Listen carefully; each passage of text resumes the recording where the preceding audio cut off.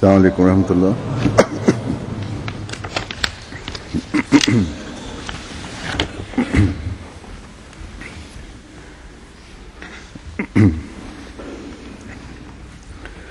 اشہد ان لا الہ الا اللہ وحدہ لا شریک لہ واشهد ان محمدا عبده ورسوله اما بعد فاعوذ بالله من الشیطان الرجیم بسم اللہ الرحمن الرحیم الحمد للہ رب العالمین الرحمن الرحیم مالک یوم الدین ایاک نعبد وإياك نستعين اهدنا الصراط المستقيم صراط الذين أنعمت عليهم غير المغضوب عليهم ولا الضالين. كنتم خير أمة أخرجت للناس تأمرون بالمعروف وتنهون عن المنكر وتؤمنون بالله ولا آمن أهل الكتاب لكان خيرا لهم منهم المؤمنون وأكثرهم الفاسقون.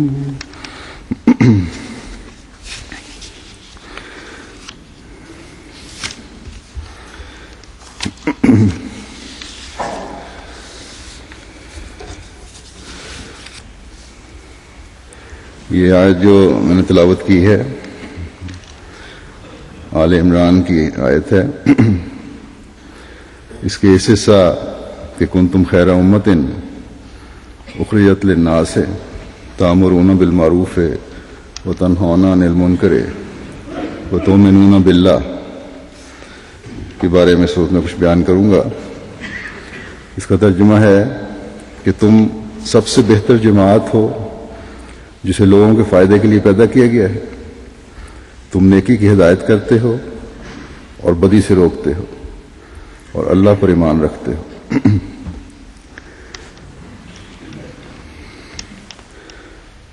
اس میں مسلمان ہونے کی اہمیت اور اس کے مقاصد کی طرف توجہ دلائی گئی. مسلمان ہونا ایک بہت بڑی بات ہے، اس میں کوئی شک نہیں. ایک مسلمان حضرت صلی اللہ علیہ وسلم پر ایمان لانے کے بعد اس آخری شریعت پر ایمان لاتا ہے جو کامل، مکمل اور جامع ہے. اور یہ وہ شریعت ہے جو قرآن کریم کی صورت میں خدا تعالیٰ نے اتار کر پھر یہ اعلان فرمایا کہ انا نحن نزلنا الذکر وَإِنَّا لَهُ لَحَافِظُونَ، کہ اس ذکر یعنی قرآن کریم کو ہم نے اتارا ہے اور ہم ہی یقیناً اس کی حفاظت کریں گے. بس یہ وہ شریعت ہے جو قرآن کریم کی صورت میں آج تک اپنی اصلی حالت میں محفوظ ہے اور آج تک ہم خدا تعالیٰ کے وعدے کو بڑی شان سے پورا ہوتا دیکھ رہے ہیں. اور یہ فخر آج مذاہب کی دنیا میں صرف اور صرف اسلام کو حاصل ہے، اور تا قیامت یہ فخر اسلام کو ہی حاصل رہنا ہے۔ ایک حقیقی مسلمان کو ہمیشہ سوچنا چاہیے کہ کیا اللہ تعالیٰ کے اس اعلان اور اسلام کے اس فخر کا ہونا ہی اس کے لیے کافی ہے؟ ایک عام مسلمان کا اسلام کے اس اعلیٰ مقام ہونے، اسلام کا یہ اعلیٰ مقام ہونے اور آخری اور کامل شریعت ہونے میں کیا حصہ ہے؟ اللہ تعالیٰ نے جو مسلمانوں کو خیر امت کہا ہے، ایک مسلمان نے یا بحیثیت امت مسلمہ نے اس خیر امت ہونے میں کیا حصہ ڈالا ہے؟ یہ تو اللہ تعالیٰ کا فعل ہے کہ اس نے حضرت صلی اللہ علیہ وسلم کو آخری شرعی نبی بنا کر بھیجا، قرآن کریم کو آخری شرعی کتاب کی صورت میں نازل فرمایا، اور آج تک اس کی حفاظت فرمائی اور اس کو اپنی اصلی حالت میں رکھا۔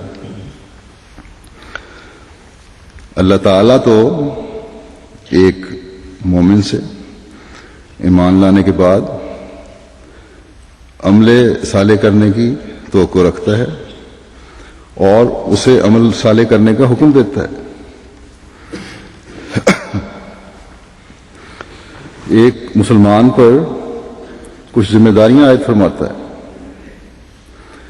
اس آیت میں کہ اس حصے میں انہی ذمہ داریوں کا ذکر فرمایا ہے خدا تعالیٰ نے، اور فرمایا کہ ان ذمہ داریوں کو ادا کرنے کی وجہ سے تم خیر امت ہو۔ بغیر دلیل کے اللہ تعالیٰ نے مسلمانوں کو خیر امت کے خطاب سے نہیں نوازا، بلکہ وجہ اور دلیل بیان کی کہ ان وجوہات سے تم خیر امت ہو، یہ چیزیں تمہارے میں ہوں گی تو تم خیر امت کہلاؤ گے۔ ایک یہ کہ تم اخرجت للناس، تمہیں لوگوں کی بھلائی کے لیے پیدا کیا گیا ہے، تمہیں کسی خاص قوم یا لوگوں کی بھلائی کے لیے نہیں پیدا کیا گیا، بلکہ انسانیت کی بھلائی کے لیے پیدا کیا گیا ہے۔ دوسرے یہ کہ تم تامرون بالمعروف کرنے والے ہو، تم اچھی اور نیک باتوں کا حکم دیتے ہو۔ یہ پوری امت کی ذمہ داری ہے کہ نیکی کی اور اچھی باتوں کی طرف توجہ دلائیں، اس کو حکم دیں۔ پھر خدا تعالیٰ فرماتا ہے وَتَنْهَوْنَ عَنِ الْمُنْكَرِ، خیر امت اس لیے ہو کہ برائی سے روکتے ہو، اور یہ کہ اللہ تعالیٰ پر کامل ایمان رکھتے ہو۔ تاریخ اس بات کی گواہ ہے کہ اسلام کی پہلی چند صدیوں تک مسلمانوں نے خیر امت ہونے کو دنیا پر ثابت کیا۔ حکومت کے معاملات چلاتے ہوئے بلا تخصیص مذہب اگر ایک طرف انصاف قائم کیا تو ساتھ ہی علم کی روشنی سے ایک دنیا کو منور کیا۔ اگر اسلام کی خوبصورت تعلیم کی تبلیغ کر کے دنیا کو اس کے حلقے میں لائے تو ساتھ ہی علوم و فنون کے نئے نئے راستے بھی دکھائے، نئے نئے دروازے بھی کھولے۔ جہاں نیکیوں کو پھیلانے کی کوشش کی، وہاں برائیوں اور ظلموں کے خاتمے کی بھی کوشش کی اور اس کے خلاف جہاد کیا۔ غرض کہ انسانیت کی بہتری کے لیے جو کچھ وہ کر سکتے تھے کرتے رہے، لیکن پھر ہوس پرستوں نے، ذاتی مفادات رکھنے والوں نے، باوجود اللہ تعالیٰ کے وعدے کے مطابق کہ اس تعلیم کو اللہ تعالیٰ ہمیشہ محفوظ رکھے گا، اس پر عمل نہ کر کے بھلائیوں اور نیکیوں کو خیر بات کہہ کر اور برائیوں پر عمل کر کے اپنے آپ کو بڑی تعداد سمیت خیر امت کہلانے سے محروم کر لیا، اور ایک شاعر کو یہ کہنا پڑا کہ گنوا دی ہم نے جو اسلاف سے میراث پائی تھی۔ لیکن خدا تعالیٰ نے جب قرآن کریم کی تعلیم کو محفوظ کرنے کا وعدہ فرمایا تو اس کتاب قرآن کریم میں بیان کی گئی باتوں کو قصہ کہانیوں کے طور پر محفوظ رکھنے کا وعدہ نہیں کیا تھا، بلکہ اس تعلیم پر عمل کرتے چلے جانے والے گروہ اور جماعت کے پیدا کرنے کا ہی وعدہ فرمایا تھا،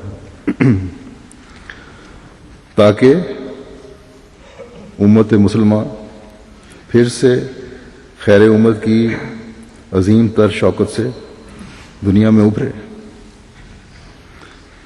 نیکیوں کی تلقین کرنے والی ہو، اسلام کے پیغام کو دنیا کے کناروں تک پہنچانے والی ہو، برائیوں کو بیزاری سے ترک کرنے والی ہو، اور بلا تخصیص مذہب و ملت انسانیت کی خدمت پر مامور ہو۔ اور اس کے لیے اللہ تعالیٰ نے اپنے وعدے کے مطابق حضرت صلی اللہ علیہ وسلم کے عاشق صادق کو دنیا میں بھیجا، تاکہ سریا سے دوبارہ زمین پر ایمان لے کر آئے، دوبارہ آ کر اسلام کی شان و شوکت کو قائم فرمائے،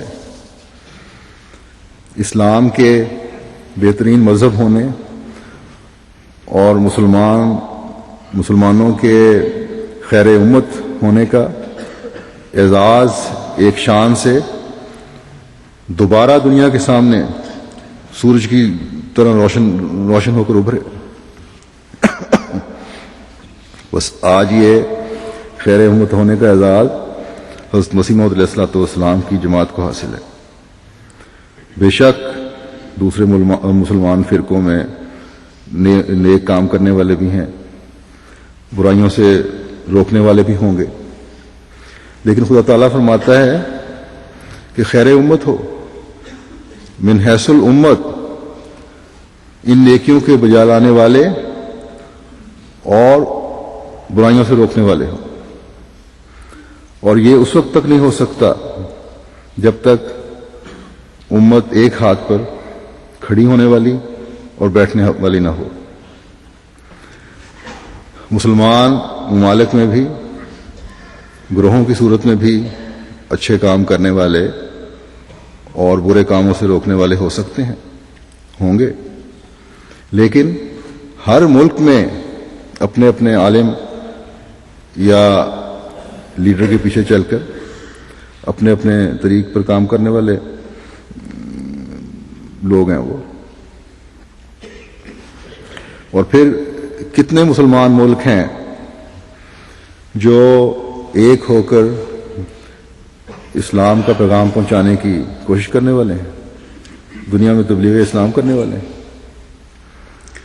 جتنے فرقے ہیں اپنے اندرونی فروئی مسائل میں الجھے ہوئے ہیں۔ اسلام کی خوبصورت تعلیم کو کسے دنیا میں پھیلانے کی فرصت ہے؟ کسے اس تبلیغ کو دنیا کے کناروں تک پہنچانے کی فرصت ہے؟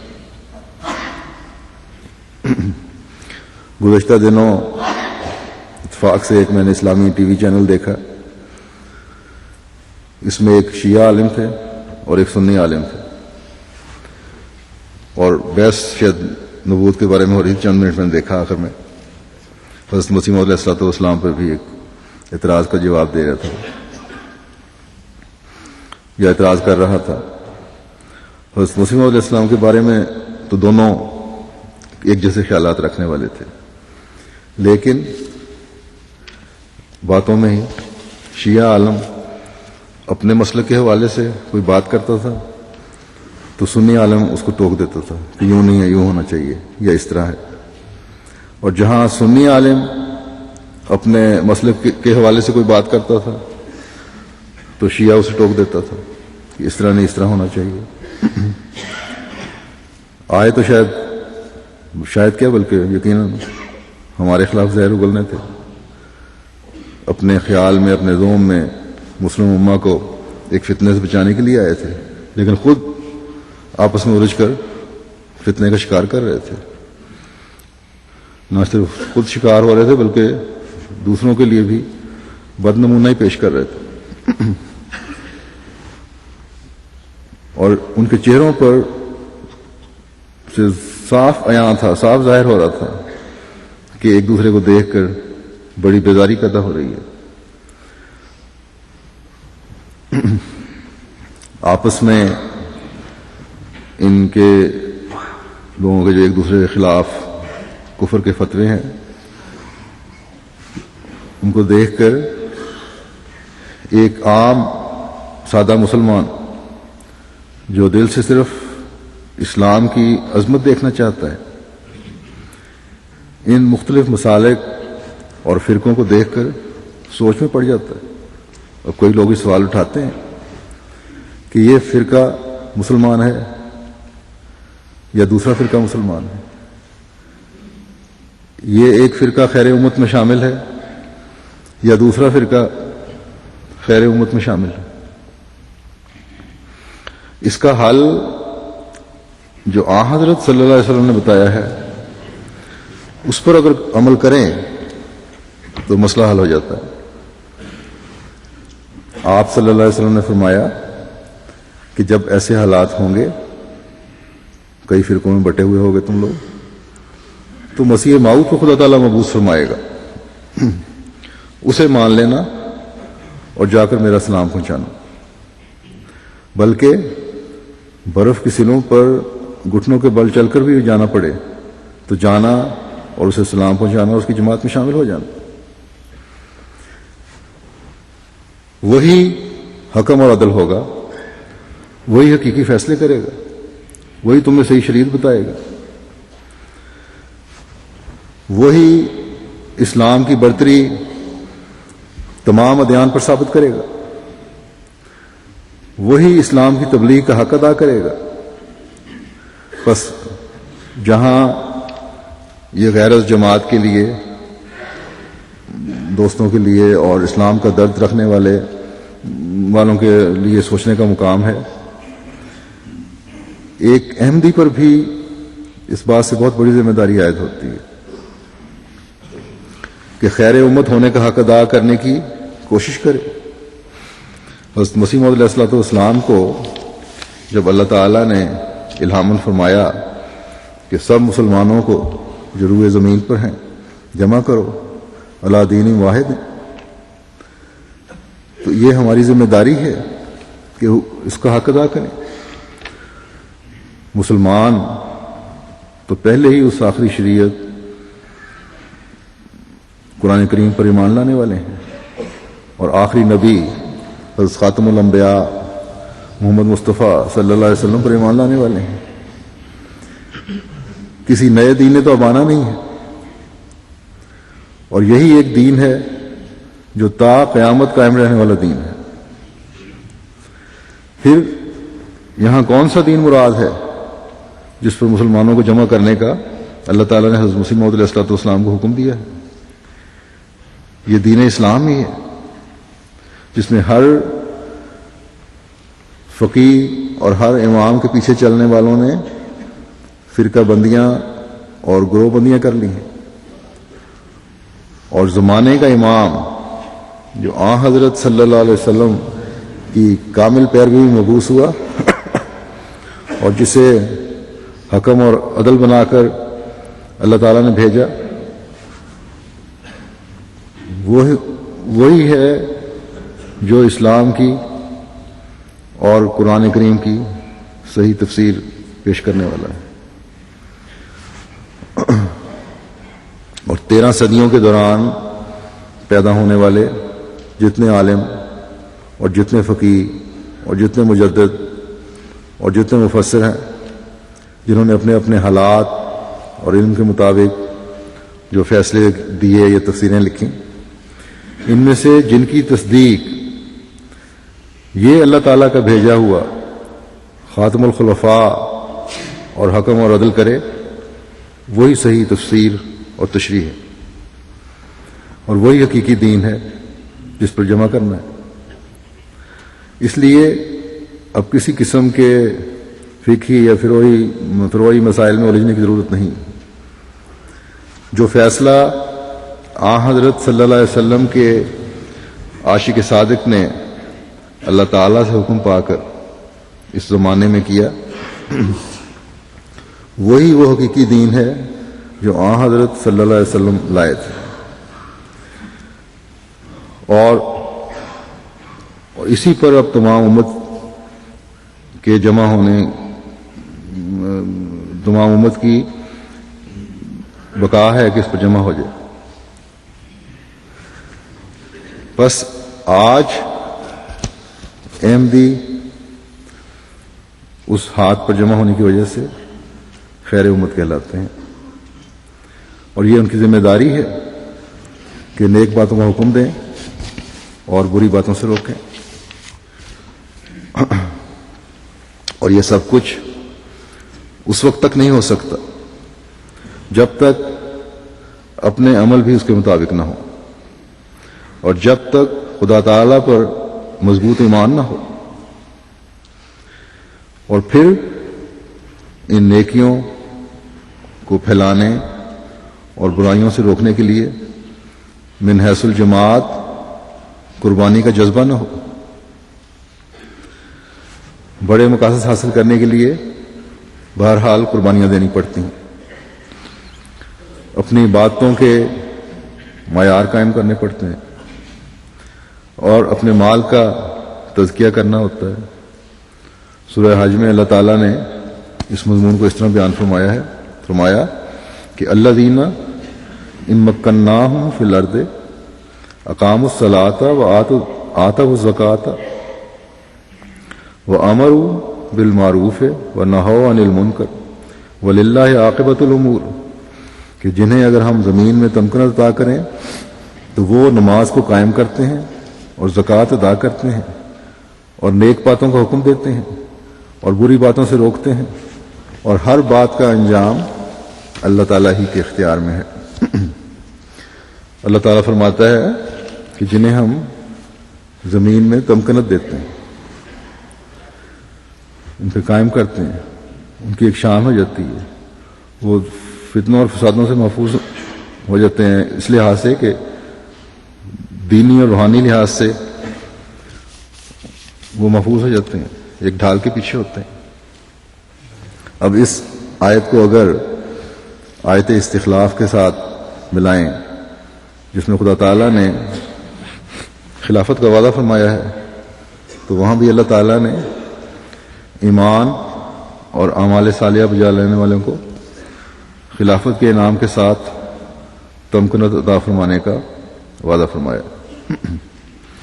بس جب ایک احمدی حضرت مسیح موعود علیہ السلام کی بیعت میں آتا ہے تو اس کے لیے پہلی خوشخبری یہ ہے کہ اس خاتم الخلفاء کی بیعت اور اس کے بعد نظام خلافت کے جاری ہونے اور اس کی بیعت میں آنے کی وجہ سے اسے تمکنت ملی، اور یہی چیز پھر اسے خیر امت بناتی ہے۔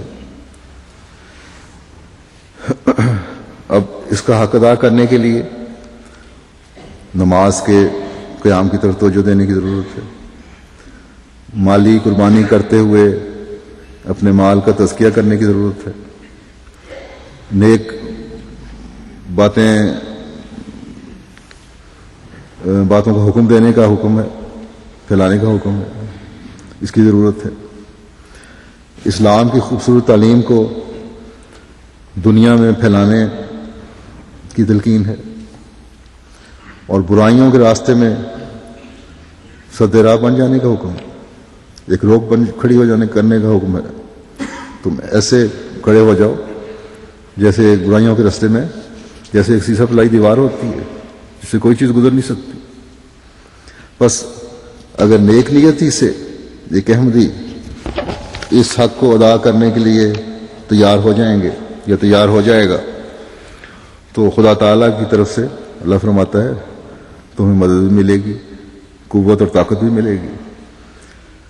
جیسا کہ میں نے بتایا تھا کہ جب تک مسلمان ان نیکیوں پر قائم رہے انہیں اللہ تعالیٰ کی طرف سے قوت اور طاقت اور مدد ملتی رہی اور خیر امت بنے رہے، اور جب اپنے فرائض کو بھولے تو اللہ تعالیٰ کے فضلوں سے بھی محروم ہو گئے، جس کا میں نے گزشتہ خطبے میں ذکر بھی کیا تھا کہ آج جو میں نے پڑھی تھی کہ ان اللہ لا یغیر ما بقوم حتی یغیروا ما بانفسہم،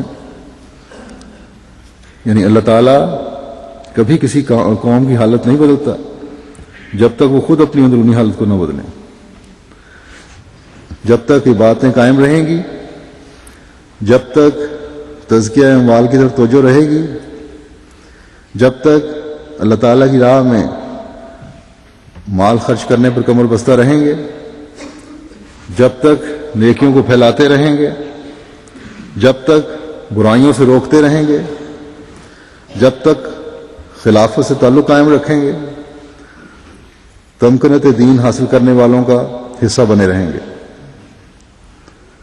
اور خوف کی حالت کو خدا تعالیٰ امن میں ہمیشہ بدلتا چلا جائے گا۔ جیسا کہ میں نے پہلے ہی بتایا تھا کہ خیر امت کہہ کر ایک مجموعی ذمہ داری ڈالی گئی ہے کہ یہ نیکیاں پھیلانے اور برائیوں کو روکنے کے لیے سب مل کر کام کریں۔ اب ہر ایک تو اپنے علم میں اتنا نہیں ہوتا کہ بعض کام کر سکے، اپنی مصروفیات کی وجہ سے بھی اس کو وقت نہیں ملتا، بعض دفعہ اپنی بعض دوسری ذمہ داریوں کی وجہ سے بھی وہ پوری طرح اپنا عہد نبھا نہیں سکتا، ہر وقت اس کام کے لیے تیار نہیں ہو سکتا۔ ان پروگراموں کے بجا لانے کے لیے جو نیکیوں کے پھیلانے اور تبلیغ اسلام کرنے کے لیے ہیں، اور ذاتی طور پر جیسا کہ میں نے کہا بہت مشکل ہے ہر ایک کے لیے، اور اگر وقت دے بھی دے تو اکثر کام بلکہ فی زمانہ تو سارے کام ہی ایسے ہیں کہ جن کے لیے سرمایہ کی ضرورت ہوتی ہے۔ اس لیے ہمیشہ الہی جماعتیں مالی قربانیاں بھی کرتی ہیں، اور وہ لوگ جو ذاتی طور پر یہ کام انجام نہیں دے سکتے وہ مالی قربانیوں کے ذریعے سے اور اس زمانے میں خاص طور پر اس کام کو سر انجام دیتے ہیں تاکہ خدا تعالیٰ کے پیغام کو پہنچانے کے لیے جو منصوبے مرکزی طور پر انبیاء کے زمانے میں انبیاء کے حکم مطابق اور بعد میں خلافت کے تابع تیار کیے جاتے ہیں انہیں پورا کیا جا سکے۔ حضرت صلی اللہ علیہ وسلم کے زمانے میں بھی اس کی ضرورت پڑتی تھی اور مالی قربانیوں کا حکم تھا، اس لیے قرآن کریم نے متعدد جگہ عبادتوں کے ساتھ مالی قربانیوں کا بھی ذکر فرمایا۔ پھر آپ صلی اللہ علیہ وسلم کے خلفائے راشدین جو کہلاتے ہیں انہوں نے مالی قربانیوں کے لیے تحریک کی امت میں، پھر اس کے علاوہ بھی مومنین قربانیاں کرتے رہے ان کاموں کے لیے۔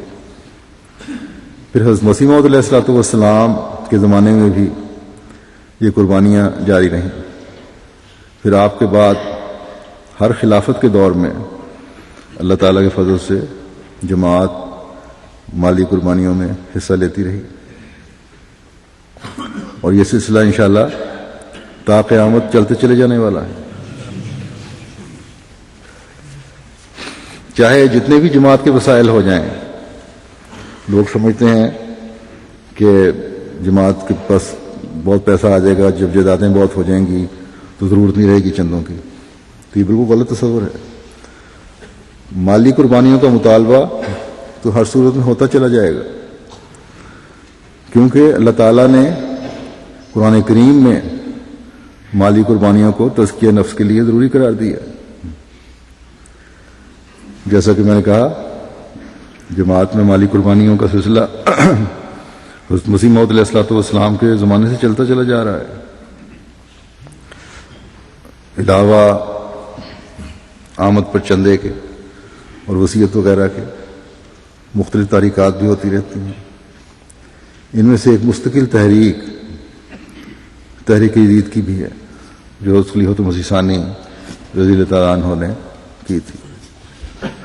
جب خلیفۃ مسیح ثانی رضی اللہ تعالیٰ عنہ نے یہ تحریک کی تو اس کا بہت بڑا مقصد ہندوستان سے باہر دنیا میں تبلیغ اسلام تھا.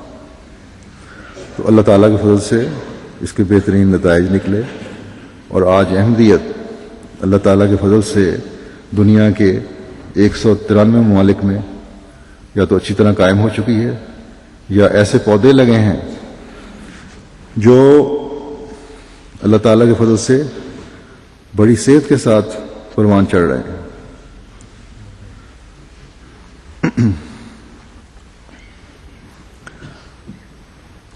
ایک 193 ممالک میں رہنے والے احمدی امت واحدہ کا نظارہ پیش کر رہے ہیں.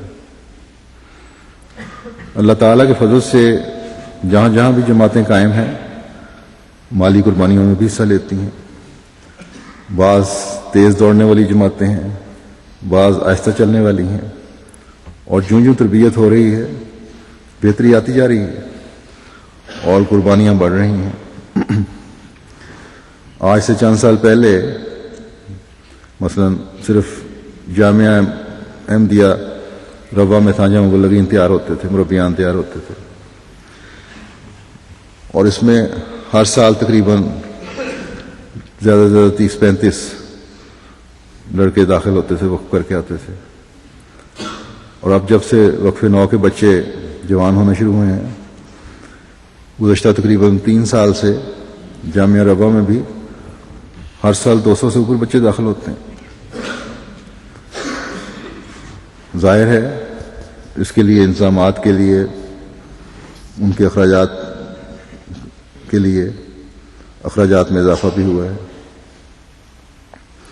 اللہ تعالیٰ کے فضل سے پاکستان کی جماعتیں جو ہیں یہ خود یہ تمام اخراجات برداشت کرتی ہیں. اسی طرح اب UK، جرمنی، کینیڈا، انڈونیشیا وغیرہ میں بھی جامعات ہیں، اور یہ ممالک بھی تقریباً اپنے وسائل سے اپنے جامعات کے اخراجات پورے کر رہے ہیں. لیکن بنگلہ دیش، نائجیریا، گھانا، کینیا اور بعض اور ممالک ہیں جن کے جامعہ احمدیہ کے اخراجات چلانے کے لیے مرکز سے مدد دینی پڑتی ہے. اور اس کے علاوہ اخراجات ہوتے ہیں، لٹریچر ہے، جو کتب بڑی ہیں وہ مرکزی طور پر اشاعت ہوتی ہے ان کی. مساجد کی تعمیر ہے جو غریب ممالک میں مرکز کی مدد کے بغیر ممکن نہیں.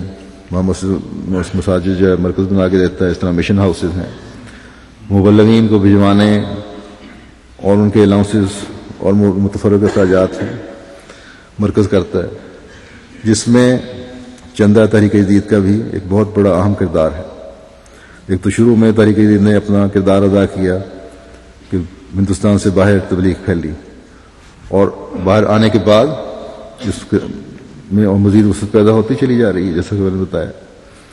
بس یہ وہ کام ہے جس میں چندہ تحریک جدید میں شامل ہونے والے ہر احمدی بڑے اور بچے کا حصہ ہو جاتا ہے، اور وہ بجا طور پر کہہ سکتا ہے کہ ہم وہ امت ہیں جو نیکیوں کی تلقین کرتے ہیں اور برائیوں سے روکنے والے ہیں، برائیوں سے روکنے میں حصہ لیتے ہیں.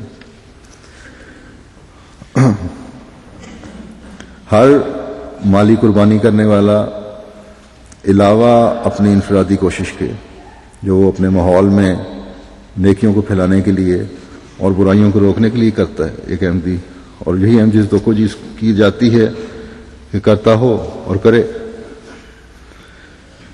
کوئی بعید نہیں کہ ایک عام احمدی کی معمولی سی قربانی جو ہے انگلستان میں بیٹھ کر جو کر رہا ہے، یا جرمنی میں بیٹھ کر وہ کرتا ہے، یا امریکہ کینیڈا میں بیٹھ کر کر رہا ہے، یا آسٹریلیا میں بیٹھ کر کر رہا ہے، یا ہالینڈ اور فرانس میں بیٹھ کر کر رہا ہے، یا یورپ یا کسی بھی دنیا کے ملک میں بیٹھ کر کر رہا ہے، وہ افریقہ کے دور دراز علاقوں میں کسی نیک بخت کی تربیت کا باعث بن رہی ہو، وہ قربانی برائیوں کو روکنے کا باعث بن رہی ہو۔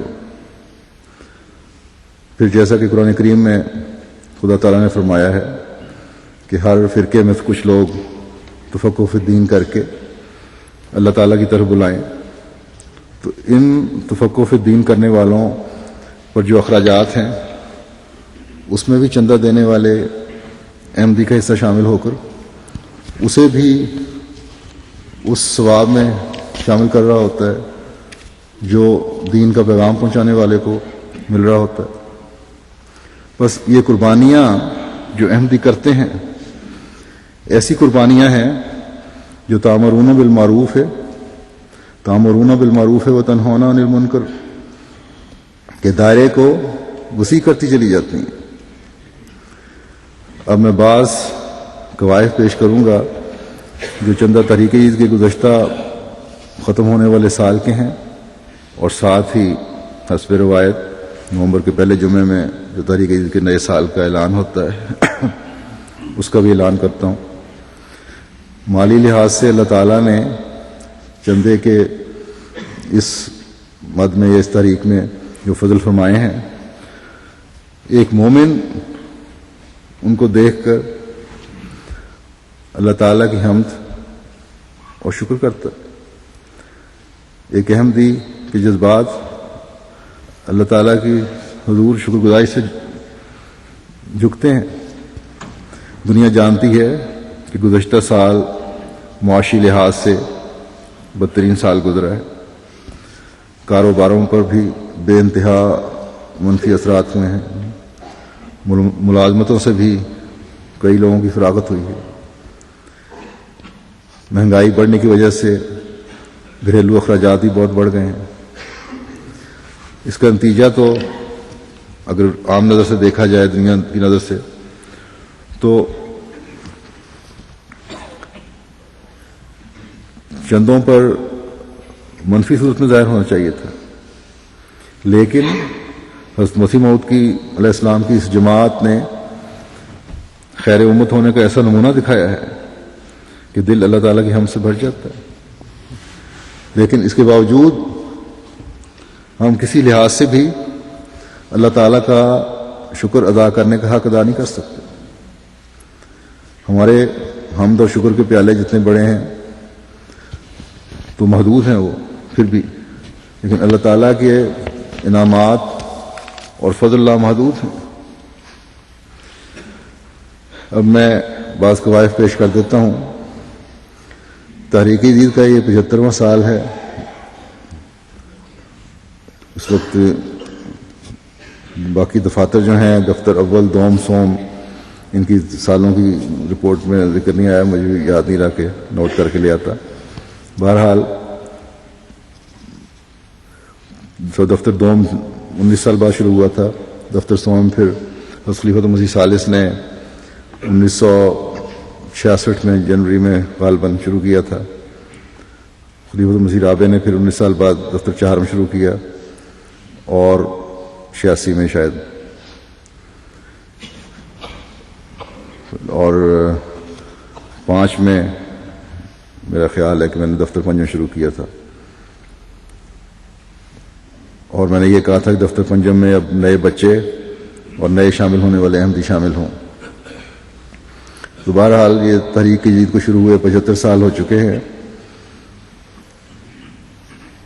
75واں سال اختتام پذیر ہو گیا ہے، 76واں سال شروع ہو گیا ہے، اور رپورٹس کے مطابق اللہ تعالیٰ کے فضل سے دنیا کی جماعتوں نے اس سال تحریک جدید میں 49,53,800 پاؤنڈ کی مالی قربانی پیش کی ہے، اور یہ وصولی جو ہے گزشتہ سال کی وصولی کے مقابلے پر اللہ تعالیٰ کے فضل سے 8,50,000 پاؤنڈ زیادہ ہے۔ اور ان جو 10 جماعتیں اوپر کی ہیں ان میں پہلے نمبر پر پاکستان کا نمبر آتا ہے۔ باوجود غربت کے ابھی تک انہوں نے اپنا پہلا جو اعزاز ہے وہ برقرار رکھا ہوا ہے۔ دوسرے نمبر پر امریکہ ہے، تیسرے پر جرمنی، چوتھے پہ برطانیہ، پھر کینیڈا، انڈونیشیا، پھر ہندوستان، پھر آسٹریلیا، پھر بیلجیم، پھر سوئٹزرلینڈ۔ برطانیہ اور جرمنی کا تھوڑا سا ہی فرق ہے، ویسے 1500 پاؤنڈ کا صرف۔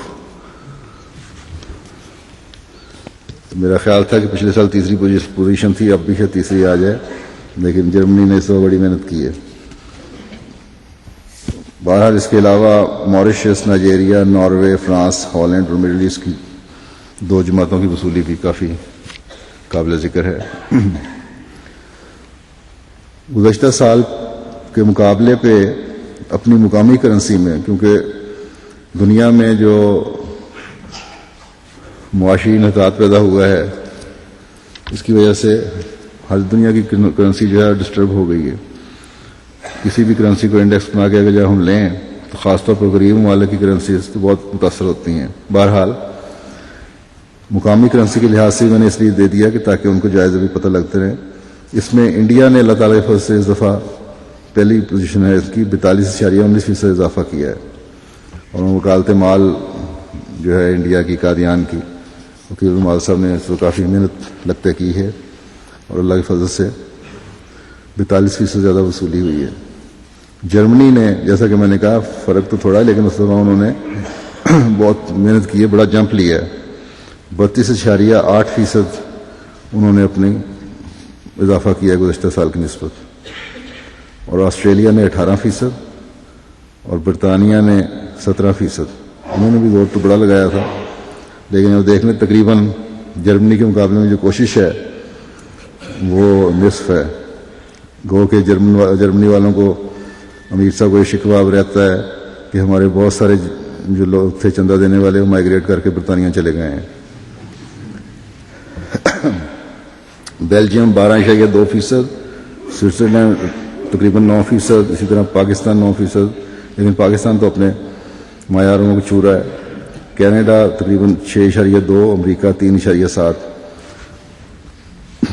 یہ اس کا مطلب نہیں ہے امریکہ نے 3.7 حاصل کیا کہ بہت سارے انہوں نے اپنا معیار جو تھا وہ حاصل کر لیا ہے، ابھی وہاں بہت گنجائش ہے۔ اسی طرح انڈونیشیا میں 2% صرف ہے، یہ بہت ان میں بھی گنجائش ہے۔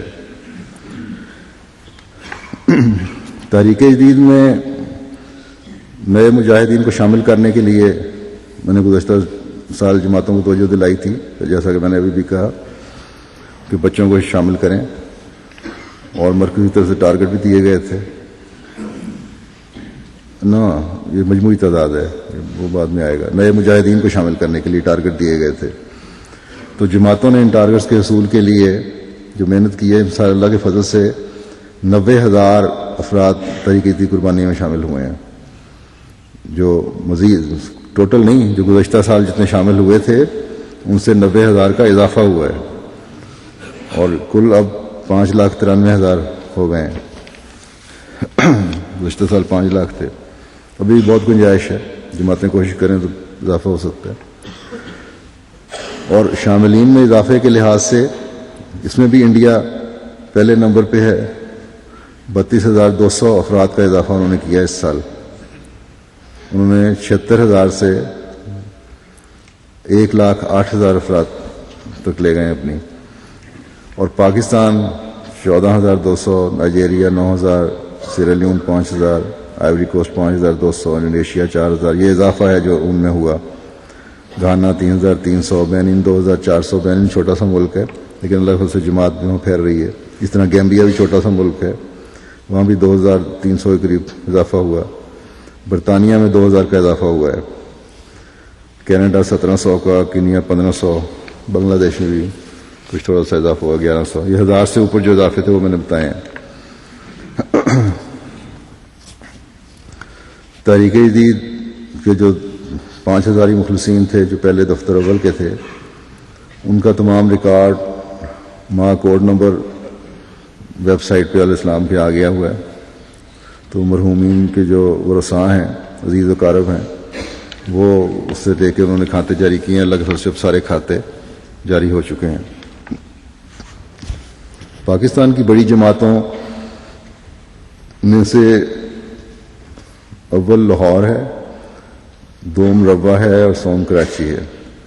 اس کے علاوہ شہری جماعتوں میں پہلے نمبر پہ راولپنڈی، پھر اسلام آباد، پھر شیخوپورہ، پھر حیدرآباد، بہاول نگر، چھٹے نمبر پر بہاولپور، ساتویں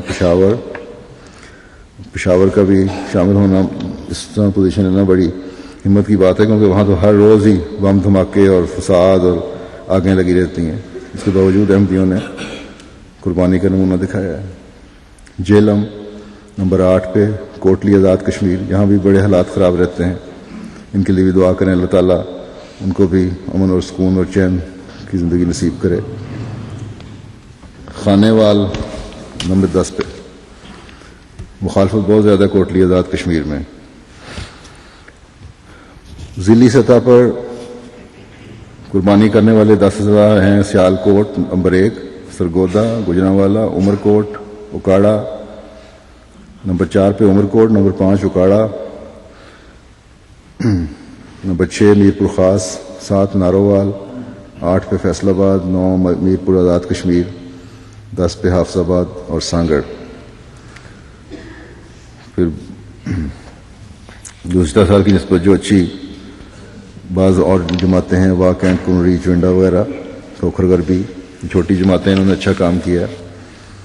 امریکہ کی پہلی 4 جماعتیں جو ہیں ان میں Silicon Valley, number 2 Los Angeles west, Detroit, اور 4 شکاگو ویسٹ. اور جماعت میں نے جو پنجم کا ذکر کیا تھا، دفتر پنجم کا، کہ بچوں کو شامل کریں، تو امریکہ نے اس بارے میں بہت اچھی کوشش کی ہے. اور ایسے بچے جن کی عمر 5 سال سے کم تھی اور تحریک جدید میں شامل نہیں تھے، ان میں سے بھی تقریباً 80% بچوں کو کم از کم $20 کے ساتھ شامل کیا انہوں نے. فوٹو تصویروں کی البم بھی بھجوائی تھی مجھے. بچوں کو خود بھی ان کے ہاتھ سے قربانی دلوانی چاہیے تاکہ ان کو آئندہ قربانیوں کی عادت بھی پڑے. کینیڈا کی 4 اچھی جماعتیں جو ہیں وہ کیلگری نارتھ ویسٹ ہے، پیس ولیج ایسٹ، پیس ولیج سینٹر، اور سرے ایسٹ اور وینکوور ہیں 4 نمبر پہ. انگلستان کی 10 بڑی جماعتیں جو ہیں، مسجد فضل جو ہے وہ پہلے نمبر پہ ہے، دوسرے پہ سربٹن، کیمبرج، پھر Gillingham, New Malden, Birmingham, West Worcester Park, Purley, South East London اور آکسفورڈ شامل ہیں. چھوٹی جماعتوں میں Scunthorpe, Devon and Cornwall, Wolverhampton, North Wales, Pen Valley, Bristol, Peterborough, Aldgate, Leamington Spa, Keele. Regions جو ہیں ان میں ہے London region, South region, North West region, Hertfordshire, Midland, North East region, Middlesex, South West region اور East London. فیکس دائی کے لحاظ سے جرمنی کی جو جماعتیں ہیں وہ ہیں مہدی آباد، یہ ہماری جگہ ہے ایک چھوٹی سی ہمبرگ کے قریب، جماعت کی زمین ہے وہاں اور کچھ آبادی بھی ہے اس میں. اور دوسرے نمبر پہ مائنز ویز بارڈن، گراس گراؤ، فرائنزہائم، ڈیبورگ، ماربورگ، بوکسٹے ہوڈے، کولون، ہائیڈلبرگ اور ریڈسٹڈ. اور دوسری جماعتیں جو ہیں آگسبرگ، میونخ، میونسٹر، کیمپٹن، فونٹے ہاؤزن، نیورنبرگ، وائنگارٹن، شولبرگ، الزائے، ہیرڈوف اور ہوف. وصیتوں کی تحریک کرنے پر جب جماعت کا وصیت کی طرف رجحان ہوا تو بعض کا خیال تھا کہ باقی چندوں میں اضافی رفتار شاید اتنی نہ رہے جتنی پہلے تھی، لیکن قوائف نے ثابت کر دیا، جیسا کہ ہم نے دیکھا، کہ چندہ دہندگان کی تعداد میں بھی کچھ کن اضافہ ہے اور وصولی میں بھی الحمدللہ. جہاں اللہ تعالیٰ کی ہم سے دل بھرتا ہے، وہاں اس طرح بھی توجہ جاتی ہے کہ انشاءاللہ تعالیٰ اللہ تعالیٰ ان کاموں میں مزید وسعت بھی پیدا فرمانے والا ہے، جو پہلے سے انتظام کر رہا ہے اور ہمیں ہوشیار بھی کر رہا ہے، قربانیوں کی طرف مائل بھی کر رہا ہے۔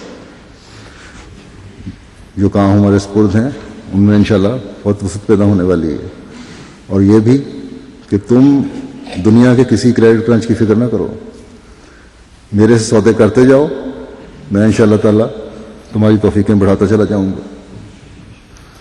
اللہ کرے کہ ہمارے ایمان بھی ان کو دیکھ کر بڑھتے چلے جائیں، ہماری قربانیاں بھی بڑھیں،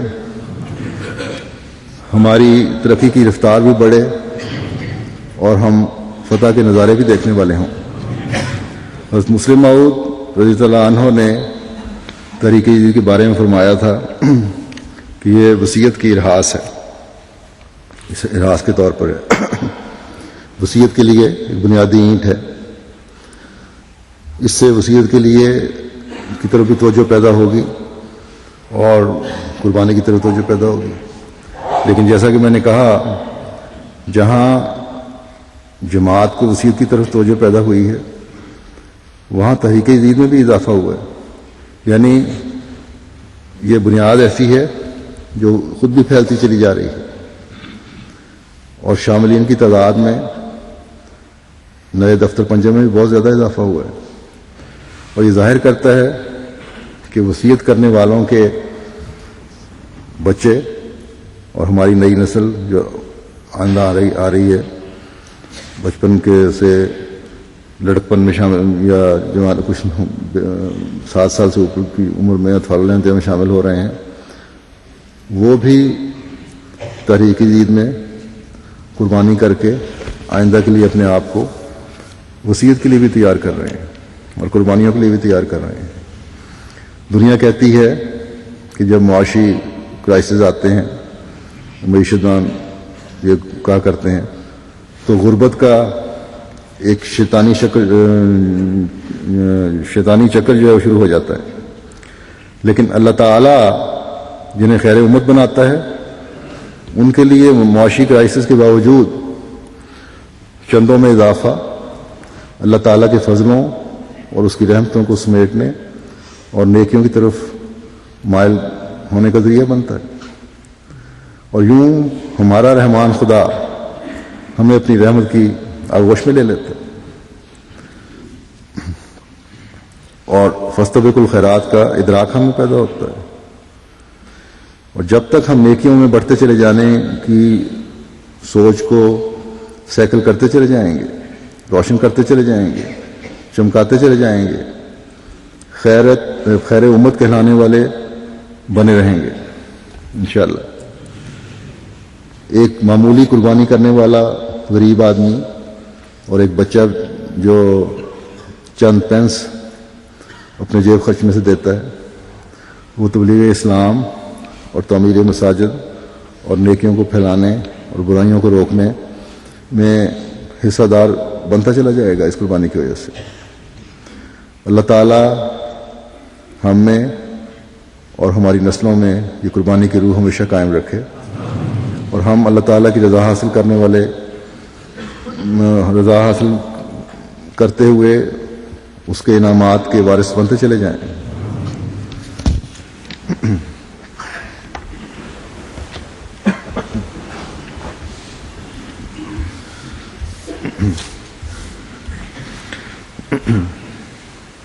الحمد لله نحمده ونستعينه ونستغفره ونؤمن به ونتوكل عليه ونعوذ بالله من شرور أنفسنا ومن سيئات أعمالنا من يهده الله فلا مضل له ومن يضلل فلا هادي له ونشهد أن لا إله إلا الله ونشهد أن محمدا عبده ورسوله عباد الله رحمكم الله إن الله يأمر بالعدل والإحسان وإيتاء ذي القربى وينهى عن الفحشاء والمنكر والبغي يعظكم لعلكم تذكرون اذكروا الله يذكركم وادعوه يستجب لكم ولذكر الله أكبر.